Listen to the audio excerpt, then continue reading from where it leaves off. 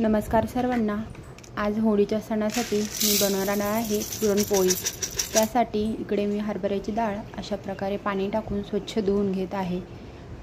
स्वच्छ धुवून घेतल्यानंतर यामधले पाणी काढून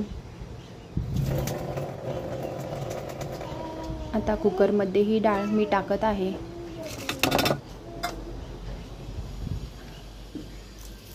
अशा प्रकारे त्याच वाटीने 2 वाट्या पाणी हे मी त्यामध्ये टाकत आहे आणि चिमूटभर हळद मिक्स करून घ्या आणि कुकरचं झाकण बंद करून गॅसवर ठेवून द्या।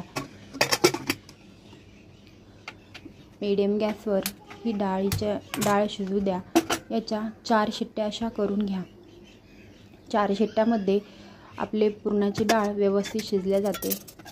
4 शिट्ट्या झाल्यानंतर आपली डाळ व्यवस्थित शिजल्या गेलेली आहे। आता पुरणाची गाळणी ठेवून अशा प्रकारे त्यातले पाणी काढून घ्या। हे पाणी मी आमटीसाठी वापरणार आहे। आता डाळ परतून घेण्यासाठी यामध्ये 1 वाटी साखर, 1 वाटी गूळ आणि चिमूटभर अशी वेलची पूड टाकणार आहे। अशा प्रकारे डाळ परतून घ्या। साखर आणि गूळ यामध्ये व्यवस्थित असा विरघळला गेला पाहिजे। याची चांगल्या प्रकारे परतून घेतल्यामुळे हे पुरण 8 दिवस फ्रीजमध्ये राहते। पुरणपोळीची टेस्ट ही पुरण परतल्यामुळेच येते।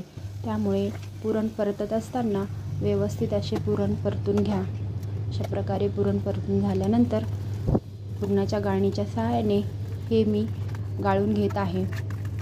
पहा, गरम गरम पुरणाची डाळ टाकल्यामुळे पहा किती पटकन असे पुरण गाळून होत आहे। जर आपण जास्त गूळ टाकला तर हे पुरण अशा प्रकारे गाळण्यास त्रास होतो आणि गळत नाही। त्यामुळे अर्धी साखर आणि अर्धा गूळ अशा प्रमाणाने तुम्ही पुरण बनवा। पुरण खूप मस्त छान असे होते। तयार आहे पुरण।